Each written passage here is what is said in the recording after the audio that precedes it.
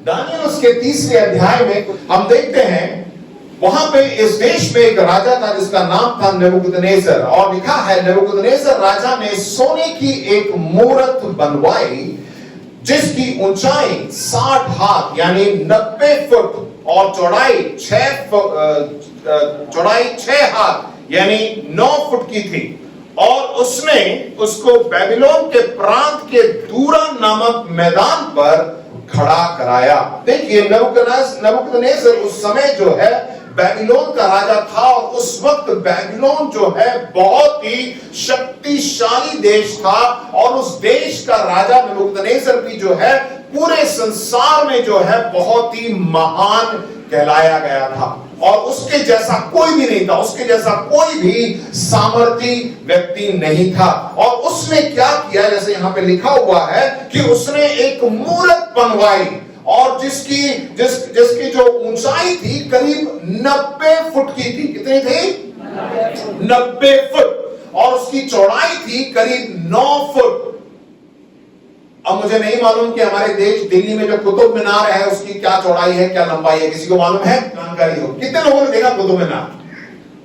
बहुत कम लोगों ने देखा, राइट? अब देखिए वो एक मीनार नहीं था, पर ये क्या थी? एक मूर्ति। आप देख सकते हैं एक ऐसी मूर्ति बनवाई उसने जो कि 90 फुट ऊंची थी और 9 फुट चौड़ा था। और इसने, देखिए अगर आप बाइबल आपने पढ़ा होगा 2 हफ्ते पहले जो है, मैंने आपको वचन में बताया था कि अगर आपने दानियल की पहली अध्याय और दूसरी अध्याय पढ़ेंगे तो दूसरे अध्याय में दानियल ने एक स्वप्न देखा था, और स्वप्न में जो है उसने एक मूरत को देखा था। उसमें मूरत में क्या था? उसका जो सर है वो जो है सोने का बना हुआ था, ठीक है। उसके बाद जो उसके सारे अंग हैं लोहा, पीतल का और मिट्टी का, सब बहुत से अलग अलग चीजों का, ठीक है। मैं इसमें ज्यादा नहीं जाऊंगा, आप बाइबल में जाके पढ़िएगा।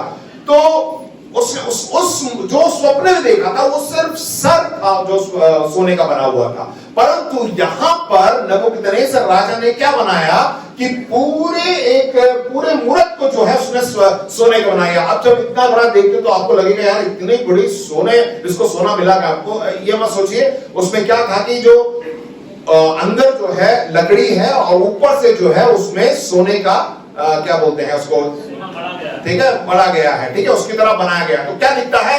नीचे से ऊपर तक एकदम चमकता हुआ सोने का मूरत उन्हें बनवाया। वो क्या दिखाना चाहता था कि मैं ना सिर्फ सर परंतु पूरा जो है मैंने सोने का बना दिया है, और सब कुछ मेरा ही है। अब मेरा ही राज चलेगा यहां पे पूरे संसार में, इस तरह, क्योंकि वो बहुत ही शक्तिशाली था।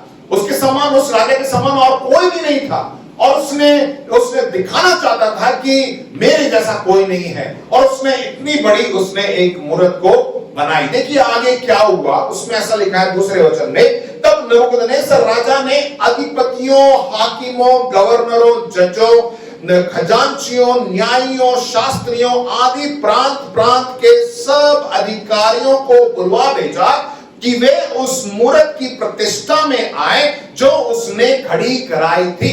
और इन सब को जो है इन्विटेशन गया, न्योता गया कि आप सब आइए, और यहाँ एक बहुत ही बड़ा उद्घाटन होने वाला है, राइट? जब अपने शहर में जब कोई बड़ा सा मॉल खुलता है तो उसमें रहेगा ना ग्रैंड ओपनिंग, राइट? 50% डिस्काउंट, 50% की प्रतिशत छूट मिलेगी अगर आप आएंगे, तो सब दौड़े जाते हैं वहां पे। ऐसा ही राजा नबूकदनेस्सर ने भी जब बनाया, उसने बोला कि इसका उद्घाटन बड़े धूमधाम से होगा। उसने प्रांत के लोगों को, देखिए क्या क्या सबको बताया, और तब अधिपतियों, हाकिम, गवर्नर, जज, खजांची, न्याय, शास्त्री आदि प्रांत के सब अधिकारी नबूकदनेस्सर राजा की खड़ी कराई हुई मूरत की प्रतिष्ठा के लिए इकट्ठे हुए और उस मूरत के सामने खड़े हुए। देखिए जब पूरे संसार भर में जो अधिकारीगण है, जो राजा है, जो बड़े बड़े लोग हैं, उन सबको उसने वहां पे बुलाया, और वो सब वहां पर पहुंच गए, राइट?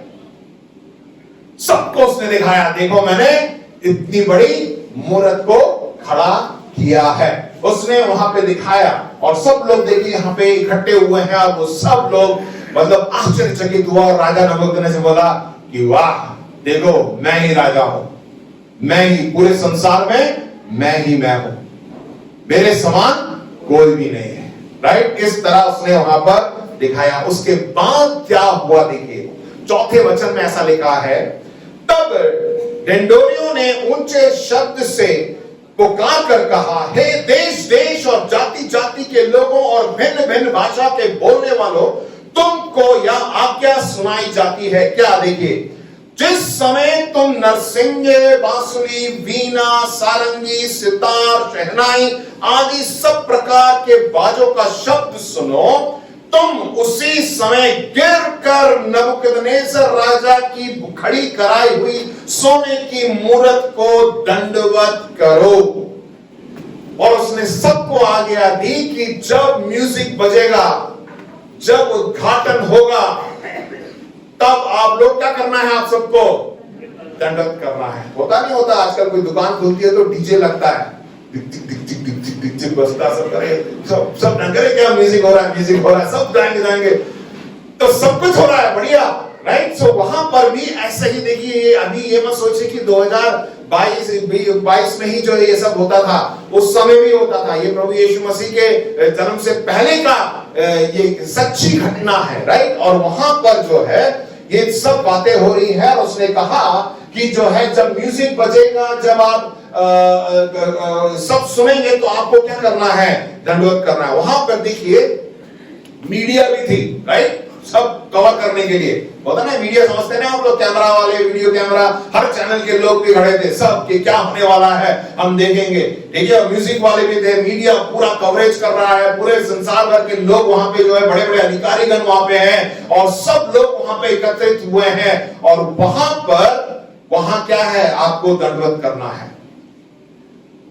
प्रियो, मैं आपको बताना चाहता हूं कि आज जब हम इस संसार में रहते हैं तो बहुत सी बार हमारे सामने भी ये संसार एक ऐसी मूर्त को खड़ा कर देता है और हम उसमें विवश हो जाते हैं कि चलो यार, पूरी दुनिया कर रही है, बड़े बड़े अधिकारीगण कर रहे हैं, सब लोग कर रहे हैं, क्यों ना मैं भी कर लूं, इससे मेरा फायदा ही तो है। यदि आपको 50% की छूट वहां पे लिखी गई है तो वहां पे जाना कोई गलत बात है क्या? बताइए आप लोग शॉपिंग जाते नहीं जाते? हाँ या नहीं? बड़े गंभीर हो गए। Are you there? आप सब मेरे साथ हैं क्या? बोलिए हालेलुया। जब दिवाली आती है तो पूरे सब मार्केट भरा रहता है। क्यों भरा रहता है बताइए? दिवाली से पहले पूरा मार्केट भरा रहता है। क्यों? हमारी सारी बहनें सुरेश चंद दिनेश चंद में मिलेंगी। देखा आप लोगों ने? सुरेश चंद दिनेश चंद नहीं मालूम तो ब्रदर हेरल्ड से पूछ लीजिएगा, बता देंगे आपको ये सुरेश चंद दिनेश चंद है कहां। सब लोग जो है वहां पे पहुंच जाते हैं। क्यों? खरीदारी। क्योंकि हर जगह क्या लिखा होगा? 50% की छूट, एक के साथ एक फ्री। अरे चलो चलते हैं खरीदारी करना। तो हर चीज में जो है बहुत से, मैं ये नहीं कह रहा कि ये सब गलत है, मत करिए, राइट। बहुत से बार संसार में कुछ ऐसे आकर्षक बातें आती हैं, हमें लगता है कि चलो हम पूरा आगरा शहर जा रहा है तो हमें भी जाने में, कि हम भी चलते हैं, चलो चलो करके बहुत सी बार हम चले जाते हैं। क्या है मैं आपको बताऊं कैसे, क्या देखिए, हमें उस जो संसार हमारे सामने एक मूर्त बना के दिखाता है उसमें हमें ज्यादा ध्यान नहीं देना, क्योंकि परमेश्वर ने भी हमें एक ऐसी मूर्त बनाई है। क्या है देखिए, वो कौन सा है? परमेश्वर क्या चाहता है, किसके सामने हमें दंडवत करना है? रोमियो उसके 8:29 में लिखा है, क्योंकि जिन्हें उसने पहले से जान लिया है उन्हें पहले से ठहराया भी है कि उसके पुत्र के स्वरूप में हो। हमें किस प्रकार बनना है? उसके पुत्र के स्वरूप। पिता परमेश्वर का पुत्र कौन है? प्रभु यीशु मसीह। हमें प्रभु यीशु मसीह के स्वरूप में रहना है। हमें उस राजा नबूकदनेस्सर ने जो इतनी बड़ी मूर्त बनाई थी उसकी तरह नहीं बनना, या नबूकदनेस्सर के बारे में जैसे नहीं बनना, ना वहां पे जो अधिकारी है, जो लोग हैं, उनकी तरह बनना है, परंतु हमें प्रभु यीशु मसीह के समान बनना है। परमेश्वर का वचन कहता है। और परमेश्वर प्रभु यीशु मसीह के सामने हमें अपने आप को दंडवत करना है। रोमियो 12:2 में लिखा हुआ है, इस संसार के सदृश ना बनो, परंतु तुम्हारे मन के नए हो जाने से तुम्हारा चाल चलन भी बदलता जाए, जिससे तुम परमेश्वर की भली और भावती और सिद्ध इच्छा अनुभव में मालूम करते रहो। परमेश्वर का वचन कहता है कि तुम इस संसार के सदृश ना बनो। ये नहीं लिखा कि तुम संसार में ही मिलो मत, ये नहीं कह रहा है। उस संसार के सदृश हम इस संसार में ही रहते हैं। कितने लोग इस संसार में रहते हैं? कोई है जो संसार में नहीं रहता? हम सब इसी संसार में रहते हैं। हमारे अगल बगल के लोग भी जो हैं हमारे साथ ही रहते हैं, परंतु हमें उन लोगों के साथ जो है संसार में सदृश नहीं बनना है, हमें उनके साथ रहना है, परंतु हमारी पहचान अलग होनी चाहिए, क्योंकि हमारे अंदर कौन है? प्रभु यीशु मसीह है। बताइए कौन है हमारे अंदर? जोर से बोलिए, कौन है हमारे अंदर? प्रभु यीशु मसीह है। जब यीशु मसीह है तो यीशु मसीह संसार में एक ज्योति के समान है, उसकी ज्योति हमारे अंदर चमकती है और हम अलग दिखेंगे।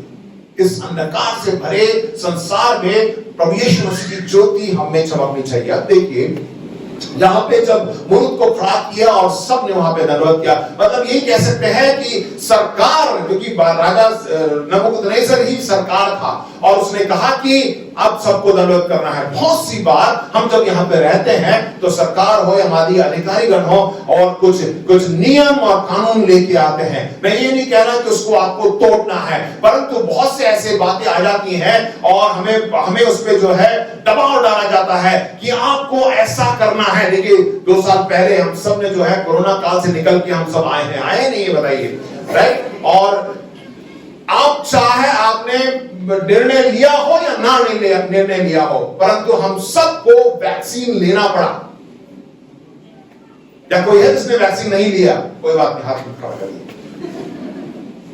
हर किसी को जबरदस्ती वैक्सीन, बहुत से लोगों ने बोला नहीं लेना भाई, उससे बहुत परेशानी हो जाती है, वो हो जाता है, ये हो जाता है और ज्यादा हो जाता है, शरीर वो हो जाएगा। और किसी ने तो ये भी कह दिया कि उसका जो है साइड इफेक्ट आपको 10 साल बाद मिलेगा, आप खत्म हो जाएंगे।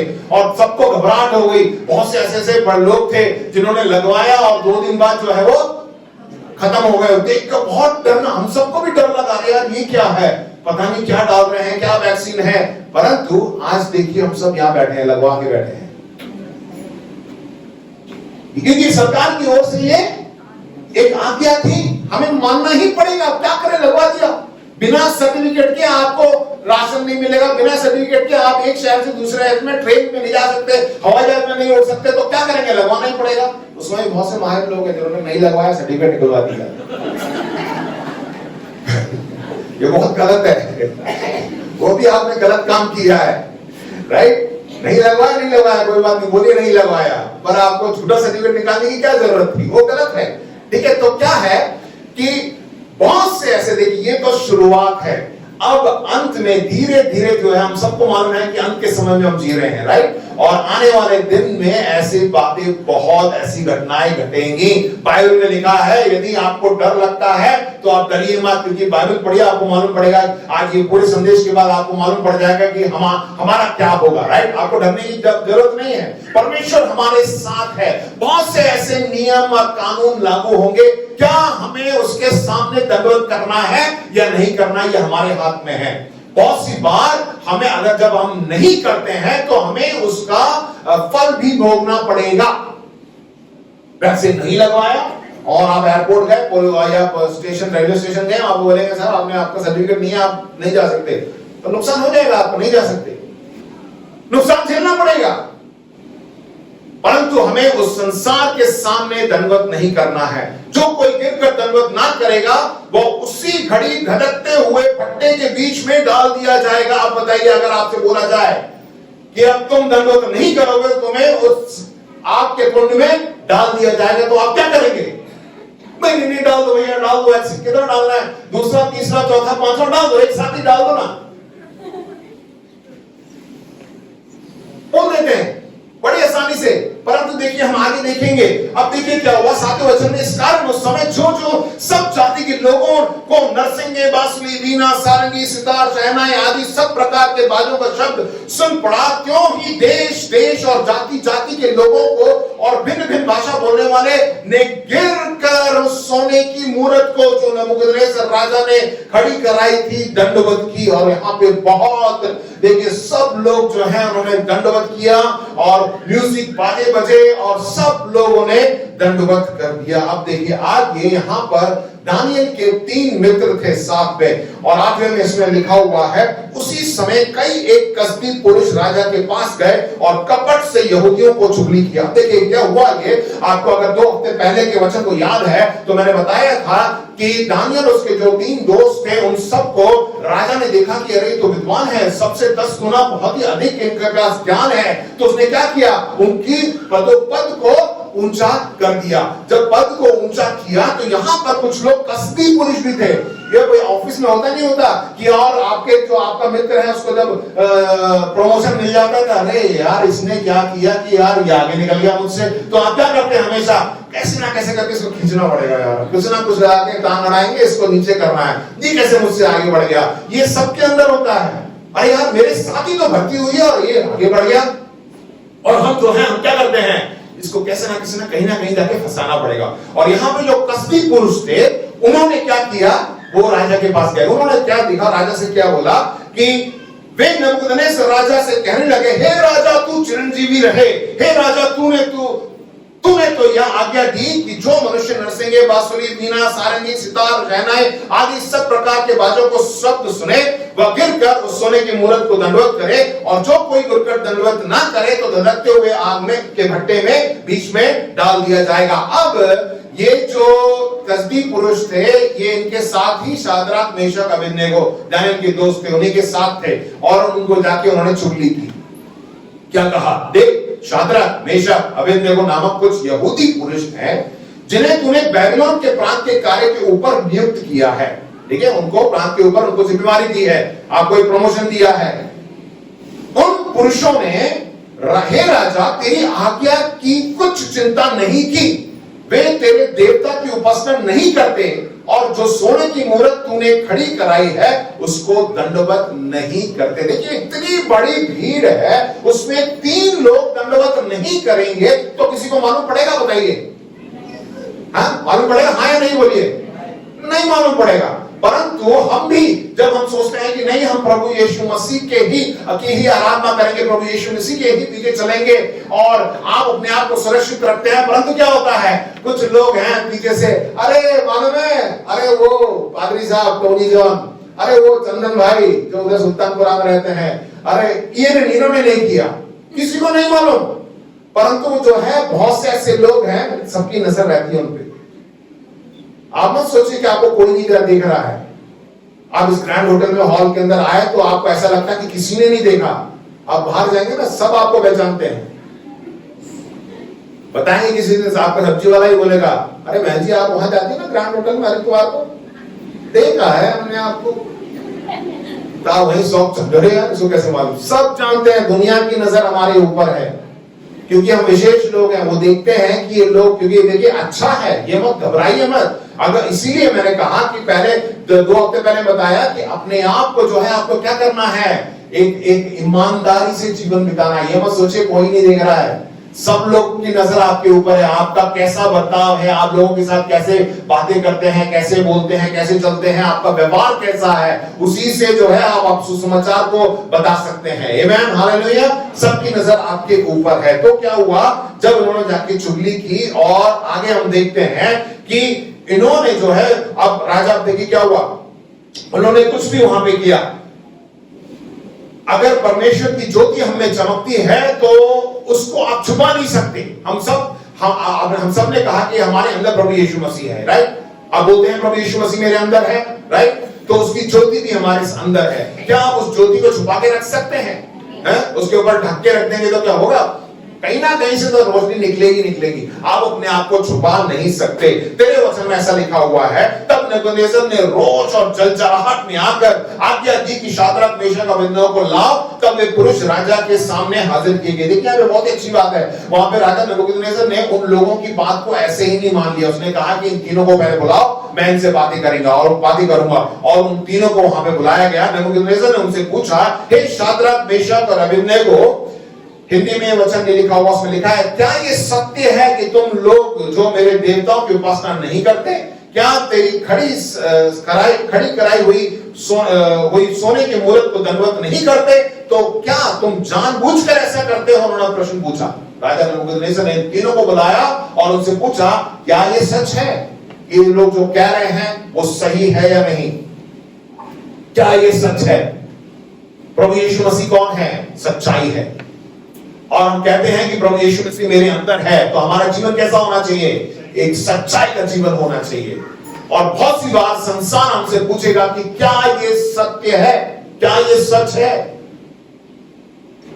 प्रभु यीशु मसीह जब इस संसार में थे और जब वो क्रूस पे चढ़ाए जाने वाले थे, तब पतरस ने बोला था, चाहे कुछ भी हो जाए प्रभु यीशु मसीह, मैं तेरे को क्रूस पे चढ़ने नहीं दूंगा, मैं तुमको छोड़ूंगा ही नहीं। परंतु क्या हुआ, जब प्रभु यीशु मसीह को पकड़ लिया गया और क्रूस पे चढ़ाने से पहले पतरस सबसे पहला था वहां से डर के भाग गया। और वो भाग रहा था कि वहां पे एक छोटी सी नौकरानी लड़की, उसने कहा कि ये शायद यीशु मसीह के साथ है, कि तुम ही हो ना शायद यीशु मसीह के साथ, तुम ही तो रहते थे।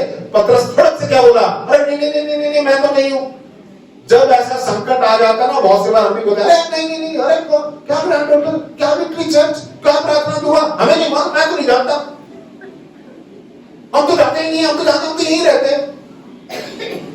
कोई आगे पूछेगा तो कभी कभार नहीं नहीं नहीं नहीं। वहां पूछा, क्या ये सच है? Is it true? पूछ रहा है तो आपको मालूम होना चाहिए, आपको आप प्रभु यीशु मसीह सत्य है, राइट? और वहां पे जब ये पूछता है तो वहां पे क्या बोल रहा है, देखिए।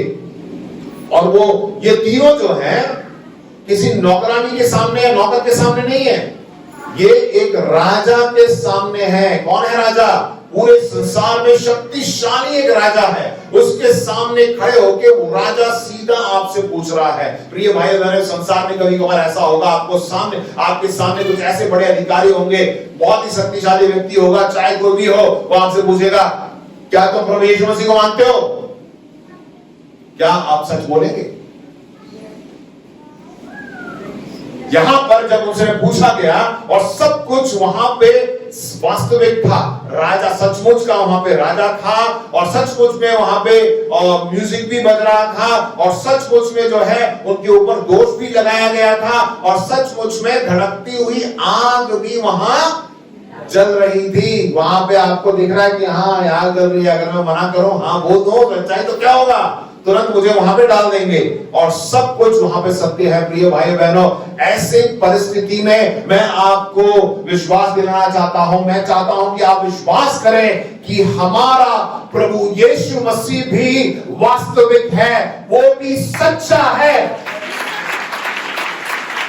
हो सकता है आपकी परिस्थितियां आपके विपरीत हो, सब कुछ आपके सामने दिख रहा हो, अरे पादी साहब मैं कैसे कर सकता हूं, उन लोगों ने घेर रखा था और मैं कैसे कह देता कि यीशु मेरा प्रभु है, मुझे डर लग गया। प्रिय भाई बहनों, प्रभु यीशु मसीह भी आपके साथ है, इसको मत भूलिए। ये आपके साथ बोलेंगे तो प्रभु आपको बचाएगा। विश्वास करते हैं या नहीं, बताइए? परमेश्वर जो है वो वास्तविक है।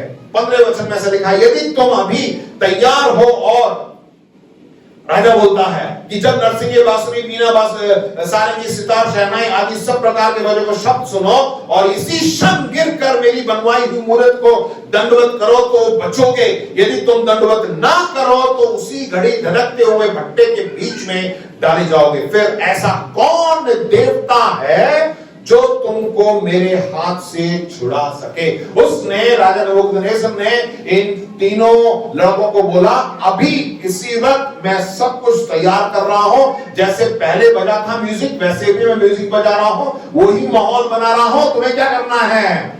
दंडवत कर देना है। अगर नहीं करोगे तो आग तैयार है, तो तुम्हें वहां पे फेंक दिया जाएगा। तो 16 वचन में देखिए क्या लिखा हुआ है। शाद्रक, मेशक, अबेदनगो ने राजा से कहा, हे नबूकदनेस्सर, इस विषय में तुझे उत्तर देने का हमें कोई प्रयोजन नहीं जान पड़ता। उन्हें कोई जवाब नहीं दिया। उन्होंने वहां पर झुंड को इकट्ठा करके, चलो यार डीएम साहब के सामने जाके बैठते हैं, धरना करेंगे सब मिलकर, और रोड पे हम एक जुलूस निकालेंगे और वो करेंगे, अरे हमारे ऊपर जबरदस्ती थोपा जा रहा है, हमारे वो किया जा रहा है, ये किया। उन्होंने कुछ नहीं किया, वो शांत रहे। क्यों शांत रहे? क्योंकि वो जानते थे कि परमेश्वर उनके साथ है। 17वें वचन में लिखा है, हमारा परमेश्वर जिसकी हम उपासना करते हैं वह हमको उस धधकते हुए भट्टे की आग से बचाने की शक्ति रखता है। आमीन, हालेलुया। विश्वास करते हैं कि हमारा परमेश्वर हमारे साथ है। जिस परिस्थिति में मैं गुजर रहा हूं, जिस पीड़ा से होकर गुजर रहा हूं, जिस बीमारी से होकर गुजर रहा हूं, जो परेशानी से होकर गुजर रहा हूं, उसमें से मेरा परमेश्वर मुझे बाहर निकालेगा। क्या विश्वास करते हैं? परमेश्वर के लिए जोर से ताली बजाइए। इसी प्रकार यहां पर इन तीनों ने ऐसा कहा, परंतु और देखिए आगे क्या कहा, परंतु यदि नहीं तो हे राजा, तुझे मालूम हो कि हम लोग तेरे देवता की उपासना नहीं करेंगे और ना तेरी खड़ी कराई हुई सोने की मूरत को दंडवत करेंगे। इन्होंने यहाँ पे 3 बातें कर दी। क्या है कि हमें सबसे पहले तो हमें इसका जवाब देने की जरूरत नहीं है। देखिए, हम अपनी सफाई नहीं देना चाहते, हम बहस नहीं करना चाहते। प्रिय भाई बहनों, जब संसार में रहते हैं, जब ऐसी परिस्थिति आ जाती है तो आपको बहस करने की जरूरत नहीं है। चुप रहिए। आपके जीवन से लोग समझ जाएंगे कि आप किस तरह के व्यक्ति हैं आप। दूसरी बात कि हमारा परमेश्वर हमें छुड़ा सकता है, इस पर आपको विश्वास करना चाहिए। परंतु तीसरा, यदि ना भी हो,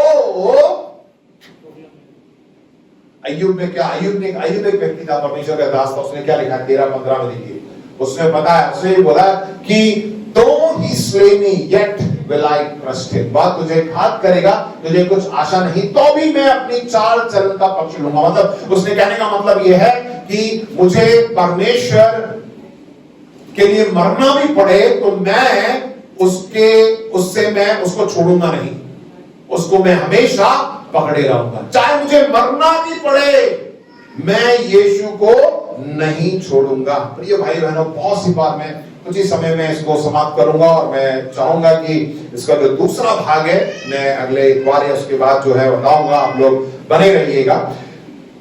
बहुत सी बात जब संसार में रहते हैं ना, जब सब कुछ सही होता है तो हमें ही बहुत अच्छा लगता है। हम परमेश्वर से ये बोलते हैं कि मैं तुझसे प्रेम करता हूं प्रभु, यदि तू मुझे ये कर दे, तू बस चंगाई दे दे, मुझे एक अच्छी नौकरी दे दे, मेरी शादी एक अच्छे लड़के से, अच्छी लड़की से करवा दे, जो जैसा भी आप चाहते हैं, मैं तुझसे प्रेम करता रहूंगा। बहुत सी बार हम अपने कंडीशंस को रखते हैं, तू ये कर दे तो मैं तेरे को छोड़ूंगा नहीं, तेरे लिए मैं गवाही दूंगा, तेरे लिए मैं जीऊंगा, तेरे लिए मैं चर्च में जाऊंगा, तेरे लिए मैं प्रार्थना करूंगा, तेरे लिए मैं तुझसे प्रार्थना करूंगा, तेरे लिए बाइबल भी पढ़ूंगा, सब कुछ करूंगा। यदि मैं जैसा चाहता हूं अगर वैसा नहीं होता है तो प्रभु थोड़ा सोचना पड़ेगा मुझे कि मैं चर्च जाऊं या ना जाऊं। होता नहीं होता? बताइए। मैं नहीं कह रहा हाथ उठाइए। कभी कभार हमारे मन में आता है, यार क्या हर इतवार को जाना है चर्च में, हर शुक्रवार को प्रार्थना होती है, कभी कभार जो है हम हफ्ते के बीच में मिलते हैं, कुछ भी तो नहीं हो रहा है। 5 साल हो गए, 10 साल हो गए, कुछ बदल नहीं रहा है, कुछ नहीं हो रहा है, तो हम सोचते छोड़ो यार, ये सब तो बेकार बातें, हम आराम से जाते हैं। चाहे परमेश्वर अद्भुत काम करे या ना करे, परंतु परमेश्वर से हमें प्रेम करना है। आपको ये निर्णय आज ले लेना है।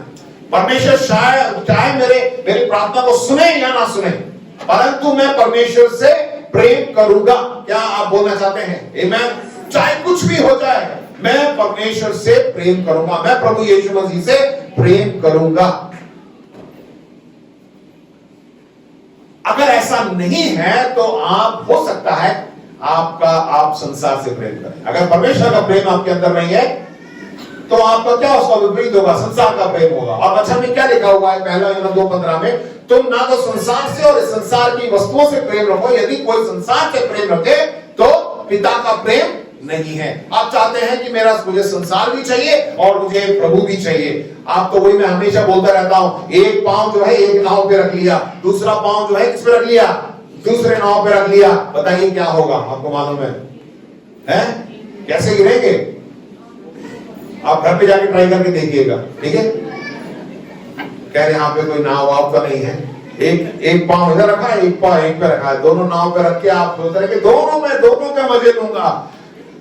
प्रिय भाई बहनों, आप क्या होगा आप देख लेंगे। तो कभी भी आपको परमेश्वर पर भरोसा करना है, संसारिक बातों पर अपनी नजर नहीं रखनी है। परमेश्वर जो है हमें अपने सारे आशीषों से हमें भरेगा। मैं कुछ बातें कहकर जो है मैं इसको समाप्त करना चाहूंगा।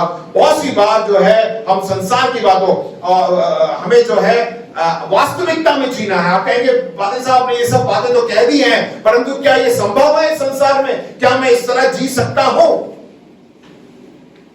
कभी बार बोलते हैं अरे नहीं हम तो इस जगह पे रहते हैं। वो तीनों जो लड़के हैं वो कह सकते थे कि हम तो बेबीलोन में रहते हैं और यहाँ की इनका रीति रिवाज ऐसा है, तो करने में क्या हर्ज है, कोई बात नहीं, वो लोग जैसे कर रहे हैं हम भी कर लेते हैं। भाई 10 मिनट की तो बात है, 10 मिनट में काम निपटाया, उसके बाद हम करने की जरूरत ही नहीं है। राजा हमें कोई बुलाएगा नहीं, चलो कर लेते हैं। बहुत सी बार हमारे सामने भी ऐसी बातें आ जाती हैं, कोई बात नहीं यार दे दो ना, 100 रुपए की तो बात है, दे दिया, काम खत्म, मिल गया। आता नहीं आता हमारे मन में? बहुत सी बातों में थोड़ी सी बात है, कोई प्रभु जो है ऐसी बातों को नहीं देखता। प्रिय भाई बहनों, ये तीनों लड़के ना दानिएल के साथ पहले अध्याय में लिखा था कि उन्होंने राजा का खाना भी नहीं खाया। छोटी सी बात थी, वो छोटी सी बात है। जब उस छोटी सी बात में आप एकदम दृढ़ रहेंगे तब जाके आप बड़ी बातों में भी आप दृढ़ रह सकते हैं। देखिए आप उनके सामने और कोई रास्ता नहीं है, दंडवत नहीं करोगे तो आपको धड़कते हुए आग में डाल दिया जाएगा। तो भी जो है उन्होंने कहा कि हम नहीं मानेंगे। बहुत सी बात, हम छोटी छोटी बातें, हमें छोटी छोटी बातों में भी हमें करना पड़ता है, उसको परमेश्वर के को सामने रखना है। उन्होंने ये सोचा होगा अरे यार अगर दंडवत नहीं करेंगे तो हमारी नौकरी चली जाएगी। भाई वो उनको पद दिया था, उनको कुछ जिम्मेवारी सौंपी थी, और दंडवत नहीं करेंगे तो क्या उनकी नौकरी चली जाएगी। बहुत सी बार हमारे सामने आता है अरे यार ऐसा नहीं करेंगे तो नौकरी चली जाएगी। अगर आप ऐसा सोचते हैं तो देखिए आप दोनों नाव पे आप पांव रख रहे हैं। बहुत सी बार हमारे मन में अरे यार चलो कर लेते हैं ना, अरे अगर हमें नौकरी चली जाएगी, थोड़ी देर की तो बात है, कर लेते हैं। कभी कभार हमें ऐसा लगता है कि सब लोग कर रहे हैं ना तो हमें भी करने में क्या हर्ज है, कर लेते हैं, छोटी सी तो बात है, हम भी इसको कर लेते हैं। टिकट लेने के लिए सब घूस देते हैं, कोई बात नहीं, हम भी दे देते हैं। हाई स्कूल पास करने के लिए सबको देते हैं पैसा देते तो हो जाता है यार, दे देते हैं। उसको भी बड़े सही तरीके से बोलते हैं क्या स्कूल फीस देता है, एक्स्ट्रा फीस। वो एक्स्ट्रा फीस नहीं है, एक्स्ट्रा घूस है, घूसखोरी हो जाता है। कुछ काम कराना हो दे दो ना, क्या फर्क पड़ता है, हो जाएगा। तो हमें जो है अपने आप को छोटी सी बात पर जो है हमें इस तरह नहीं करना। 10 मिनट का ही तो बात है, अगर ही कर देते हैं और हमारा जीवन बच जाएगा, हम सबको जाएगी। वहां पे वो दृढ़ रहे, हम परमेश्वर की संतान है, हमें जो है अपने आप को बचा के रखना है। इसका जो दूसरा भाग है मैं आपको बाद में बताऊंगा। आप में से बहुत से लोगों को कहानी मालूम है, यदि आपको कहानी नहीं मालूम है तो मैं चाहूंगा कि आप जाके दानिएल का पहला अध्याय, दूसरा अध्याय और तीसरा अध्याय पढ़ेंगे। कितने लोग पढ़ेंगे बताइए? दानिएल का पहला अध्याय, दूसरा अध्याय और तीसरा अध्याय पढ़ के आइएगा। फिर मैं आगे आपको बताऊंगा कि परमेश्वर के लिए जब हम खड़े होते हैं, सच्चाई के साथ खड़े होते हैं, तो परमेश्वर हमारे जीवन में क्या करता है। आज हमने 3 बातों को देखा। देखिए, सबसे पहले हम उस छवि के आगे नहीं झुकते जो दुनिया हम पर थोपती है। हमें जो है उस छवि के सामने नहीं दंडवत करना है, अपने आप को नहीं झुकाना है जो संसार हमारे सामने थोप देती है। दूसरी बात हमने ये सीखा कि हम यीशु के आगे, सिर्फ यीशु के आगे झुकते हैं और हम उसकी छवि के अनुरूप होना चाहते हैं। हम में से सब लोग प्रभु यीशु मसीह के समान होना चाहते हैं, राइट? आप ये मत सोचिए कि प्रभु यीशु मसीह जब संसार में था तो उसको कुछ परेशानी नहीं थी। 33.5 साल उसने सारे संकट को ही भोगा। ये जो परिस्थिति हमारे जीवन में जो हो रहा है ना, वही प्रभु यीशु मसीह के जीवन में भी हुआ था। ये मत सोचे कि वो परमेश्वर का पुत्र था तो सब कुछ उसने क्रूस की भी मृत्यु सही। क्रूस पे चढ़ना, आज जो है आप में से कोई क्रूस पे चढ़ सकता है क्या? नहीं। उसने क्रूस पर अपने जान को दी। 3 किलो में जो है उसको लटकाया गया। आप सोच के देखिए, इसके हाथ और उसके पांव में कील लगा हुआ और आपका पूरा बदन और लकड़ी के टुकड़े में लटक रहा है, तो कैसा लगेगा आपको? उसने इस दुख को सहा और हम सबको प्रभु यीशु मसीह के समान बनना है। आखिरी में देखा, कुछ चीजें हमारी अपनी सुरक्षा और आराम से ज्यादा महत्वपूर्ण होती है। हमें लगता है कि सब कुछ ठीक है, सब बढ़िया चल रहा है, सब आराम से चल रहा है, अगर हम भी ये कर लेते हैं तो कोई दिक्कत नहीं है। अगर आप ऐसा सोचते हैं तो आपको शायद बाहर निकलना पड़े, क्योंकि परमेश्वर नहीं चाहता कि आप इस तरह का जीवन जिए, संसारिक जीवन जिए। मैं नहीं कह रहा कि सुख शांति नहीं होनी चाहिए, होना चाहिए, परंतु आप इतना हर चीज संसारिक बातों में रह संसारिक बातों को कर आपको लगता है कि मैं सुरक्षित हूं, तो हो सकता है आप कुछ गड़बड़ कर रहे हैं। परमेश्वर के लिए आपको आगे बढ़ना है। आमेन, हालेलुया। तो प्रिय भाई बहनों, आज मैं आपको इन बातों से उत्साहित करना चाहता हूं। परमेश्वर हमारे साथ है। आइए खड़े हो जाए आप परमेश्वर की उपस्थिति में और प्रभु का हम धन्यवाद करेंगे।